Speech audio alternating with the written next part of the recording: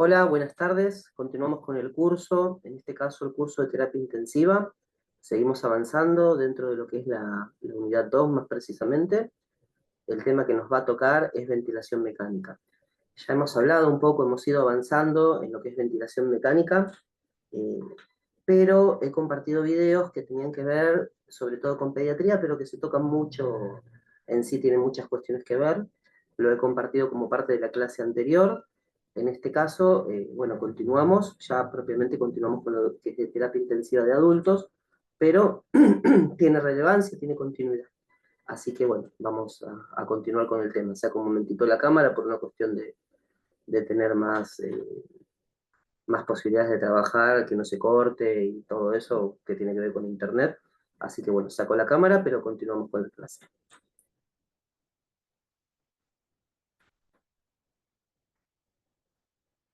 Bien, como habíamos dicho, el tema que nos compete el día de hoy es ventilación mecánica.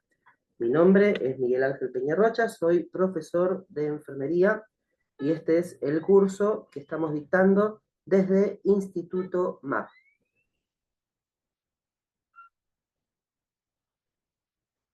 Bien, la ventilación mecánica puede requerirse ventilación mecánica por varias razones, entre otras, para controlar la respiración del individuo mientras esté siendo intervenido quirúrgicamente, para oxigenar la sangre adecuadamente cuando los esfuerzos ventilatorios no lo logran, y para que pueda descansar los músculos respiratorios cuando éste se está agotando.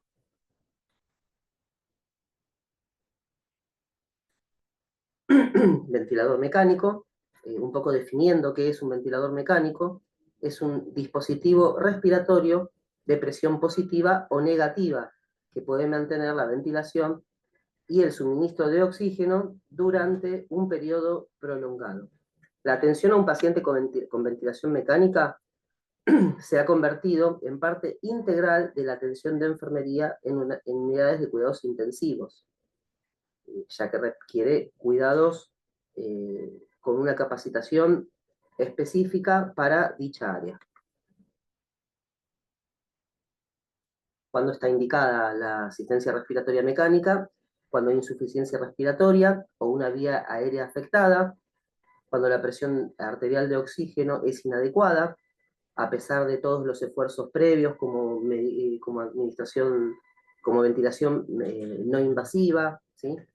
U otros medios como nebulizaciones, algún otro tipo de oxigenoterapia más básico como cánula nasal, mascarilla, máscara de Venturi, reservorio. Cuando todo eso es inadecuado, se tiene que pasar a lo que es la asistencia ventilatoria mecánica.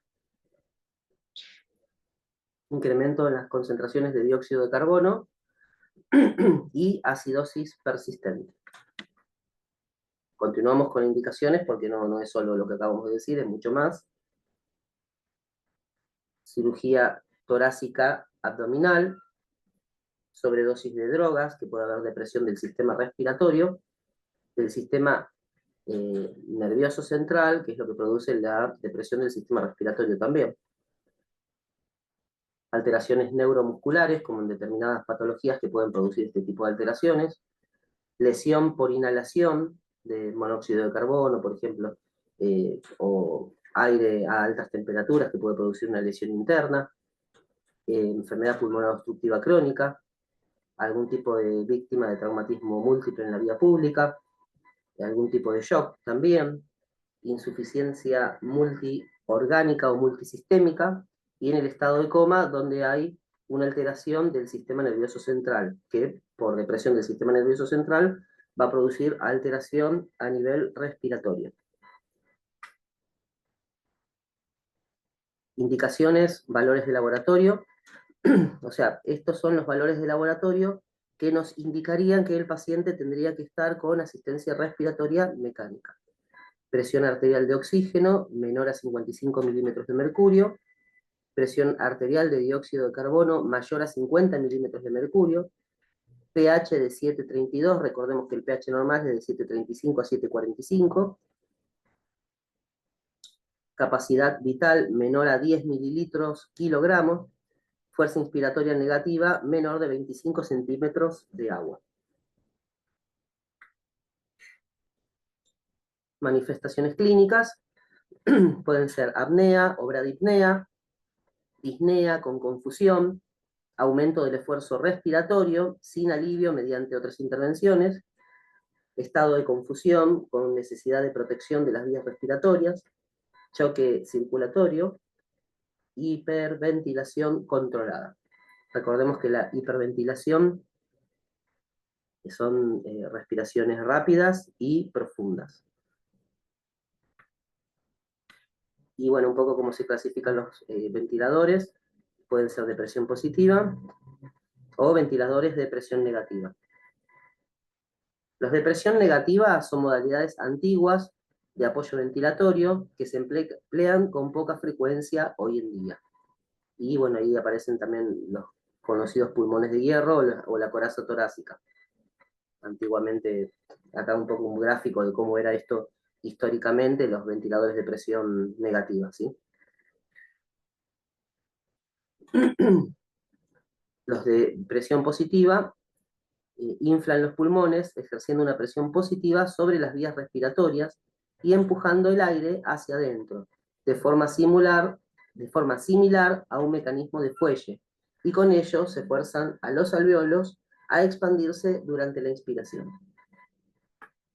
Igualmente, en la clase de pediatría se habla un poco más de todo esto, un poco con mayor profundidad incluso. Ventiladores de presión positiva.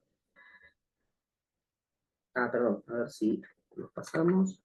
Sí, los ventiladores de presión positiva inflan los pulmones, ejerciendo una presión positiva. Esto ya lo habíamos dicho, perdón, me confundí. Acá está. Clasificación según el método de finalización de la fase inspiratoria. Fase inspiratoria, ¿no? Ventiladores con ciclo por volumen, ventiladores con ciclo por presión, o sea, ya tenemos volumen, tenemos presión, con apoyo oscilatorio de frecuencia alta y de presión positiva. Ventiladores con ciclo por presión, perdón, con ciclo por volumen, tenemos un volumen preestablecido de aire con cada inspiración. Es decir, cada inspiración va a recibir un volumen determinado de aire. Una vez que este volumen se administra al paciente, el ventilador cesa en su función de administrar presión positiva. Y empieza la fase pasiva, que es la de exhalación o expiración. Principal desventaja de este tipo de respiradores, que son los de ciclo por volumen. Las desventajas son los pacientes pueden experimentar algún tipo de barotrauma, que es traumatismo en las vías aéreas, porque las presiones a veces son un tanto excesivas, son altas, ¿sí? El traumatismo causa daño a la membrana capilar, alveolo capilar, y produce salida de aire a los tejidos circundantes. Después tenemos este otro tipo de ventilador, que son los ciclo por presión. Recordemos, ciclo por volumen es el primero, ciclo por presión es el segundo, que es el que estamos hablando ahora. Cuando se activan los ciclos de este tipo de ventilador, se suministra un flujo de aire, inspiración, o sea, un flujo de aire en la inspiración, inspiro, y ahí recibo el aire constantemente, ¿sí? Es un ciclo por presión, hasta alcanzar una presión determinada. Una vez logra esa presión determinada, se interrumpe el ciclo y viene lo que es la parte pasiva, o el ciclo pasivo, que es la exhalación o expiración, como habíamos dicho en el anterior. Desventajas de cuál, volvemos un poquito para atrás, de ciclo por presión. Bueno, su principal limitante es que el volumen de aire u oxígeno puede variar a la medida que cambia la resistencia o la distensibilidad de la vía aérea del individuo. La distensibilidad es la capacidad de los pulmones de expandirse, ¿no? Como resultado, el volumen de aire corriente suministrado puede ser inconstante, lo cual afecta la ventilación. Ventiladores con apoyo oscilatorio de frecuencia alta, este es el tercer tipo, los habíamos nombrado anteriormente. A ver, vamos a retroceder un poquito. Acá está el tercer tipo, ventiladores con apoyo oscilatorio de frecuencia alta. Acá está, ¿se acuerdan? Clasificación según el método de finalización de la expiración, de la inspiratoria, de la fase inspiratoria. Tenemos los ventiladores con apoyo oscilatorio de frecuencia alta, nos quedamos ahí.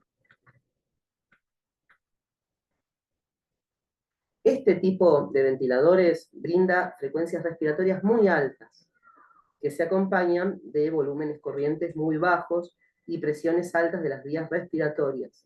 De ahí el nombre de apoyo oscilatorio de alta frecuencia.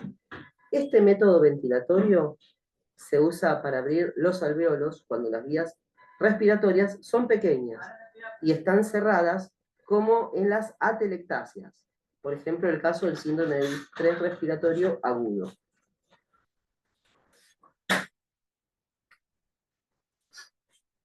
El cuarto tipo, que es el que nos quedaba por hablar, es la ventilación por presión positiva sin invasión corporal. Ahí está, no, lo modifico un poquito porque había quedado mal. Ventilación por presión positiva sin invasión corporal. Y acá dice todo el nombre, ¿no? Esto que está acá, ventilación al revés, ¿no? En inglés. Presión positiva sin inspiración, porque es el término en inglés, ¿no?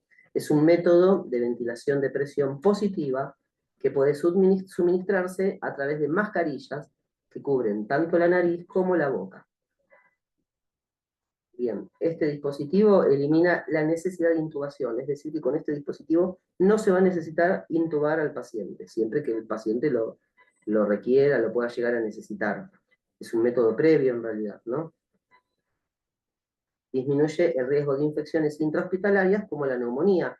Tengamos en cuenta, tengamos a consideración que la asistencia respiratoria mecánica a través de intubación oroendotraqueal produce, y la consiguiente o posterior realización de la asistencia respiratoria mecánica va a incrementar el riesgo de infecciones, como es el caso de la neumonía. ¿Sí? Es un procedimiento de riesgo para las infecciones intrahospitalarias. Ya habíamos visto en algún momento algo de las infecciones intrahospitalarias o infecciones nosocomiales relacionadas al paciente en asistencia respiratoria mecánica.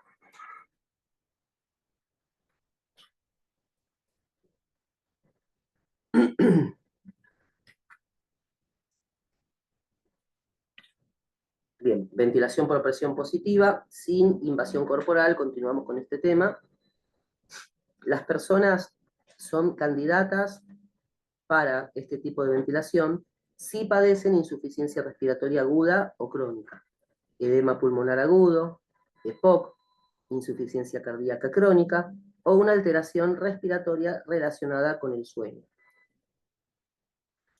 Esta modalidad también puede usarse en casa para mejorar la oxigenación de los tejidos, descansar los músculos respiratorios mientras los pacientes duermen durante la noche. Un poco más se aclara en la otra clase, que esa se las recomiendo que la vean también, ¿sí? Contraindicaciones de este tipo de método son para respiratorio previo, paro respiratorio, ahí está mal escrito, disculpen, ya lo modificamos para cuando les pase el PowerPoint no quede mal. O sea, contraindicaciones de este tipo de ventilación: paro respiratorio previo, arritmias graves, deterioro cognitivo y traumatismo cráneoencefálico o facial.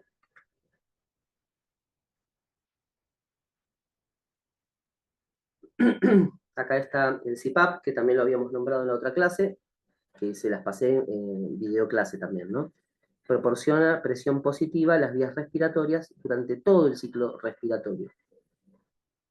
Puede usarse como complemento de la ventilación mecánica con una sonda endotraqueal, con manguito o cánula de traqueostomía para abrir los alvéolos.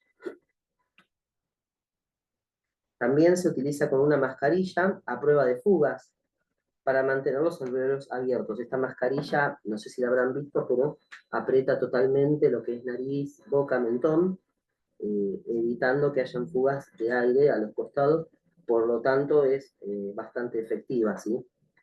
Como para mantener una presión positiva de forma adecuada. La CPAP es un tratamiento eficaz en la apnea obstructiva del sueño. Para las apneas del sueño se usa mucho, porque presenta una presión positiva constante. Disculpen. Modalidades del ventilador se refiere a cómo se suministran las respiraciones.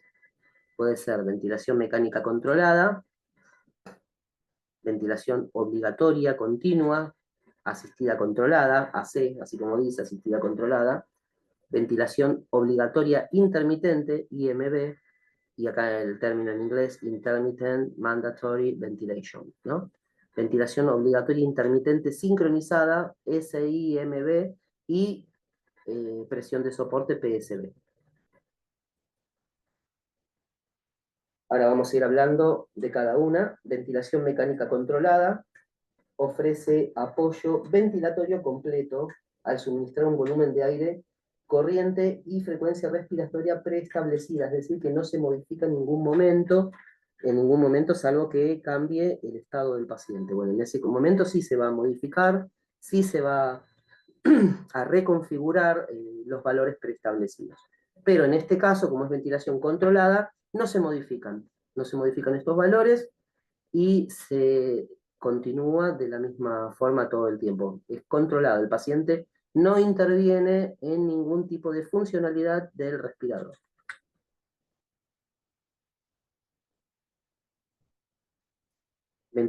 Ventilación obligatoria continua, CMV. El ventilador asistido controlado, AC, ¿no? El ventilador aporta un volumen de aire corriente preestablecido o una presión a una frecuencia preestablecida de respiraciones. Sin embargo, si la persona inicia una respiración, entre respiración, la máquina deja de funcionar. Es asistida este tipo de respiración, ¿sí? Asistida controlada, o sea, asiste en la medida de que el paciente no puede lograr la respiración en cuanto a frecuencia y a volumen determinado. Si el paciente no lo logra, le ayuda la máquina. IMV proporciona una combinación de respiraciones asistidas de forma mecánica y respiraciones espontáneas. Las respiraciones mecánicas se suministran a intervalos prefijados y un volumen de aire corriente preseleccionado. La IMV permite al sujeto usar sus propios músculos para ventilarse y ayuda a prevenir la atrofia muscular. SIMV suministra, ya lo habíamos nombrado anteriormente, ¿no? El nombre, después de última retrocedan en el PDF que les voy a compartir, y ahí van a tener los nombres de forma adecuada para recordarlos también y estudiárselos. Dentro de lo que es el curso convendría sí recordarlos, memorizarlos un poco, ¿sí? Suministra un volumen de aire corriente y un número prefijado de respiraciones por minuto. Entre las respiraciones aplicadas por el ventilador, el paciente puede respirar de forma espontánea, sin ayuda del ventilador, puesto que el ventilador detecta los esfuerzos respiratorios del individuo y no inicia una respiración contraria a sus esfuerzos. Conforme se incrementa la capacidad de la persona para respirar, el número prefijado de respiraciones en el ventilador disminuye, y ahí es donde el paciente puede realizar esfuerzos respiratorios propios. Presión de soporte. Aplica una presión constante, meseta, así. Se siente ese sonido, ¿no? A la vía aérea a través de la inspiración, iniciada por el paciente.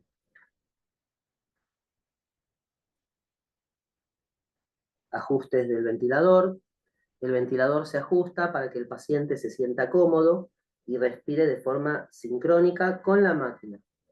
Lo deseable es la misma alteración de las dinámicas cardiovasculares y pulmonar normales, la mínima, ¿no? O sea, en base a la asistencia respiratoria mecánica, lo deseable es que no se produzcan ningún tipo de alteraciones, tanto cardiovasculares como pulmonares.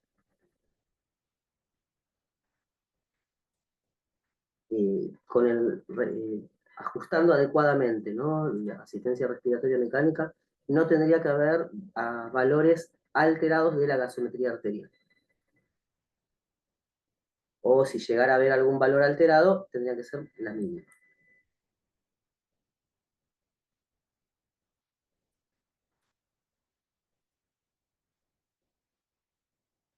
Parámetros iniciales del ventilador.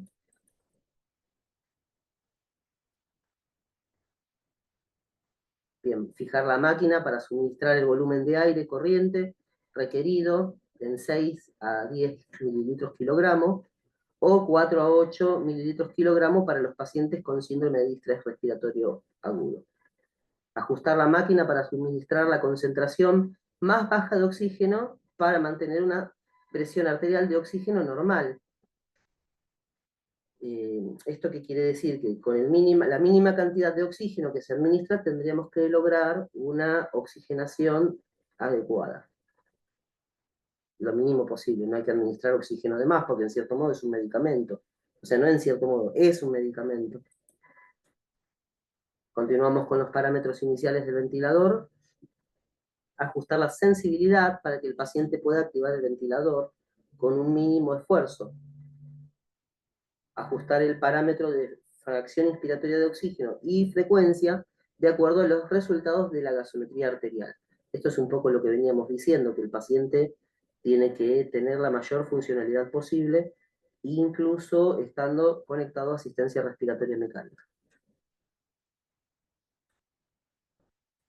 Hay que revisar el equipo, ¿no? Hay un punto que tiene que ver con la revisión del equipo, el modo de control, esto es, si es PSB, si es asistido controlado, si es controlado, SIMB, todas las modalidades que fuimos viendo, ¿no? A lo largo de la clase.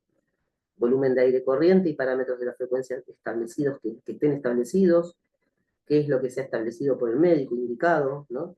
Parámetros de la FiO2, y se ajusta entre 21 y 100%, presión inspiratoria máxima, que el valor normal es de 15 a 20 centímetros de agua, y el volumen minuto. Revisión del equipo, continuamos. Hay que ver si hay agua en las cánulas, si hay algún tipo de desconexión o apodamiento de las ondas, humidificación y temperatura, las alarmas, pueden ser alarma de presión alta, de presión baja si se desconectó, presión alta si hay algún tipo de acodamiento.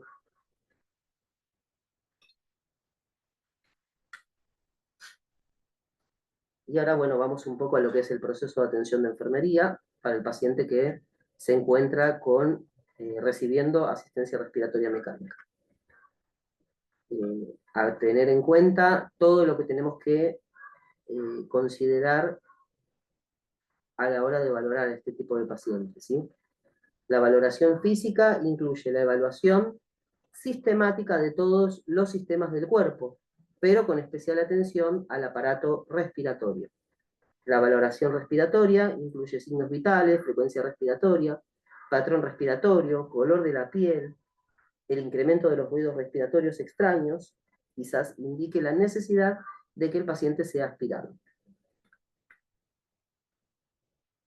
Hay que mantener la cabecera a 30, más diría yo hoy en día 45 grados, ya se habla realmente de 45 grados, así que también es algo que vamos a ir modificando acá. Después yo ya cuando se los paso en el PowerPoint, ya les queda bien ahí modificado.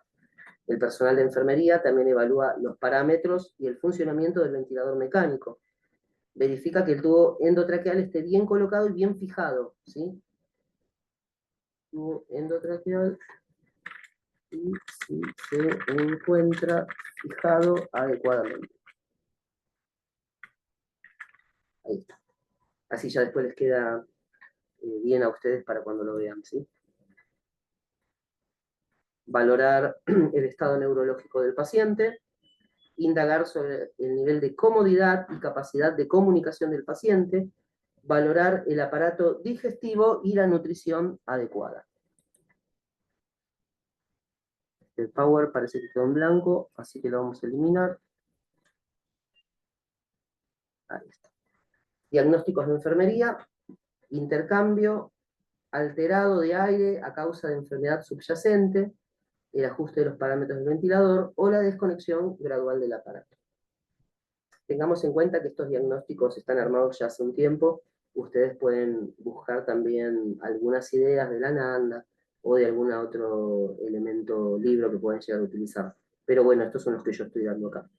Limpieza ineficaz de las vías respiratorias a causa del incremento de la producción de la mucosidad provocada por la presencia de sonda, cuerpo extraño también llamado, podemos poner entre paréntesis, sonda en la tráquea o la ventilación mecánica continua con presión positiva. Y un diagnóstico de riesgo, riesgo de traumatismo e infección por la intubación endotraqueal o la traqueostomía. Bien, continuamos con los diagnósticos de enfermería. Deterioro de la movilidad física asociado con la dependencia del ventilador. Comunicación verbal alterada a causa de la sonda endotraqueal o la cánula de traqueostomía. Después vienen los cuidados, las intervenciones de enfermería, todo esto. Detección de problemas en la ventilación mecánica. Acá tenemos, ¿no? Por ejemplo, el primero es un cuadro, ¿no? Problemas en el ventilador, causa y solución. El primero, problemas en el ventilador, incremento de la presión máxima de la vía aérea. La causa puede ser tos, sonda ocluida en la vía aérea. Solución, aspirar las secreciones en la vía aérea, vaciar el líquido de condensación del circuito. Otra causa puede ser la sonda codada. Ahí tenemos que estar revisando todo el tiempo los tubos, ¿sí? El neumotórax, ventilar manualmente al paciente, avisar al médico. Y atelectasia o broncoespasmo, despejar las secreciones. Después, otro problema en el ventilador, disminuir la presión o pérdida de volumen. Perdón, disminución de la presión o pérdida de volumen. Fuga en el ventilador o el tubo de manguito en sonda, humidificador no ajustado. Ahí tenemos que verificar la permeabilidad de todo el circuito del ventilador y corregir fugas. Si ha habido alguna desconexión, también puede llegar a producirse este tipo de baja de presión. Acá continuamos con otros. Esto después veanlos tranquilos, pero bueno, más o menos lo vamos charlando, ¿sí? Alteración cardiovascular. Causa puede ser disminución del retorno venoso debido a la aplicación de presión. ¿Cómo se soluciona? Valorar el estado de volumen, medir la frecuencia cardíaca, presión arterial, presión venosa central, barotraumatismo o neumotórax, aplicación de presión positiva a los pulmones, esa es causa. La presión media alta de las vías respiratorias causa rotura alveolar. Solución, notificar, avisar al médico, preparar al paciente para la instalación de una sonda torácica, un tubo torácico, ¿no? Evitar parámetros de presión alta en pacientes con EPOC, síndrome de distrés respiratorio agudo, o antecedentes de neumotórax. Hay unos temas que después los voy a ir mechando en algunas clases que quedaron como espacios libres. Ustedes habrán visto la planificación. Dentro de la planificación, algunos de estos temas que hoy no los estaríamos contemplando, los vamos a ir viendo, ¿sí? Como el tubo torácico, por ejemplo. Infección pulmonar, el problema, la causa, mecanismos normales de defensa, pasados por alto, interrupciones frecuentes en el circuito del ventilador. Esto de desconectar el ventilador puede producir infecciones, ¿sí? Tiene que ser un circuito completamente cerrado. Solución, uso meticuloso de la técnica séptica, proporcionar atención bucal frecuente, optimizar el estado nutricional del paciente.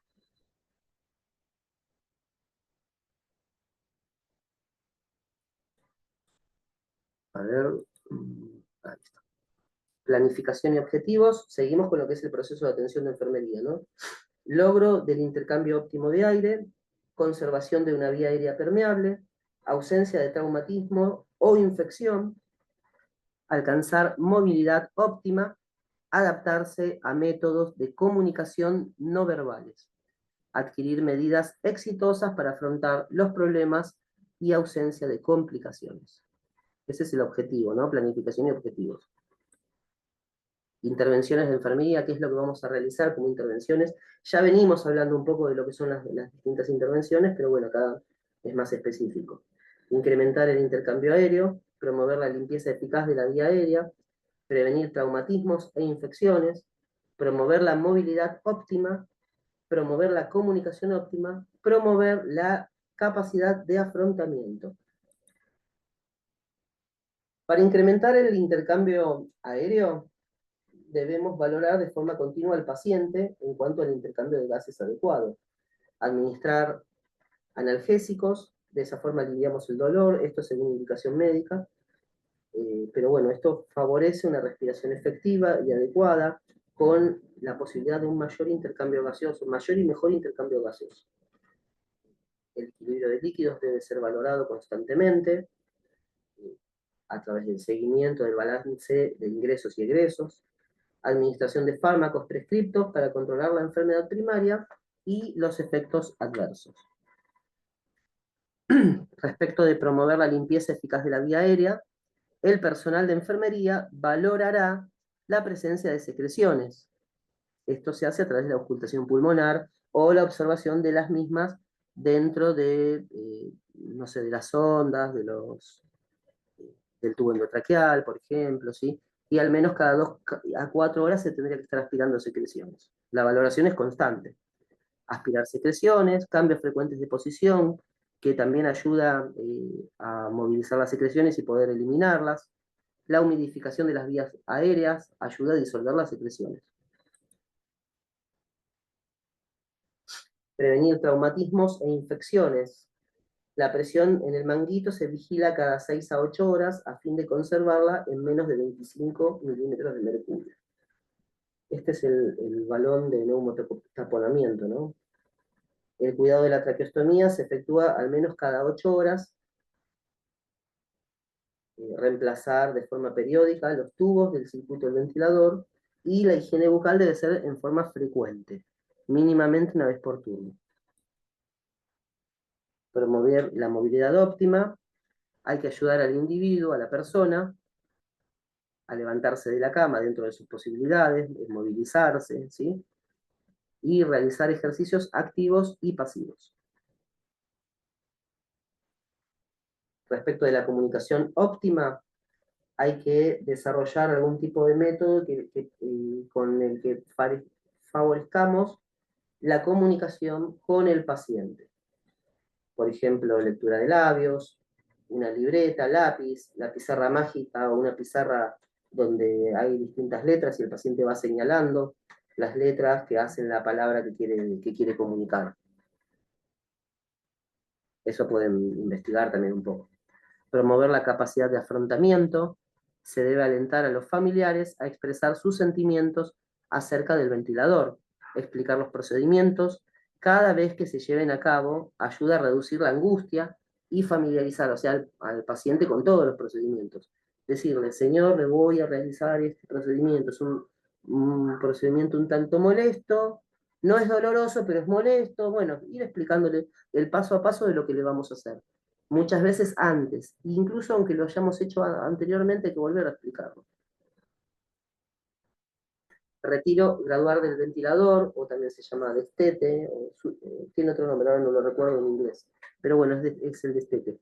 También lo hemos hablado en la clase del curso de pediatría, cuando hablamos de la parte de asistencia respiratoria mecánica, yo se los he compartido, así que vuelvo a insistir en que vean ese video también como complemento, ¿sí?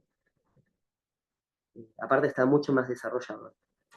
Retiro gradual del ventilador, desconexión gradual del ventilador, retirar al paciente poco a poco, retirar el tubo endotraqueal y retiro del oxígeno. A esto lleva toda una cosa previa, ¿no? Nebulizaciones, aspiración de secreciones, oxigenoterapia al 100%, tener la máscara preparada para cuando hacemos la extubación, colocarle la máscara con la que va a continuar la oxigenoterapia, cuando ya esté extubado, ¿sí? Y esto se hace, lo dijimos, en 5 segundos, pero es mucho más gradual, mucho más lento. Este power también está de más, así que lo eliminamos así no queda. Bien, continuamos con lo que es el retiro gradual del ventilador. Para tomar esta decisión se necesita un conocimiento completo del estado clínico del sujeto, del paciente. La desconexión gradual se inicia cuando el individuo tiene estabilidad fisiológica y hemodinámica, no antes. Criterios para el retiro: estabilizar los signos vitales del paciente, ¿no? Sobre todo la gasometría arterial.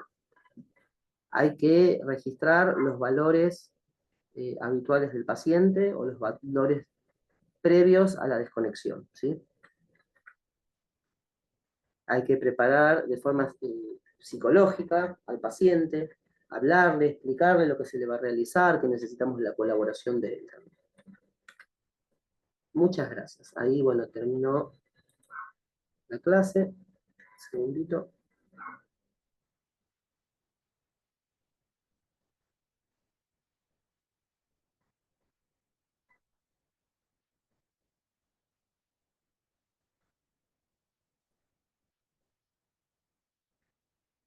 Bueno, hasta aquí hemos terminado con la clase del día de hoy, que fue una clase grabada. Ya la próxima semana nos vamos a encontrar en vivo y en directo, por así decir, a través de la plataforma que estamos usando. Y el tema que tocaría sería traqueostomía, aspiración de secreciones. Ese tema lo vamos a ver y bueno, ya ahí terminaríamos la unidad 2, que esto sería el próximo sábado, ¿sí?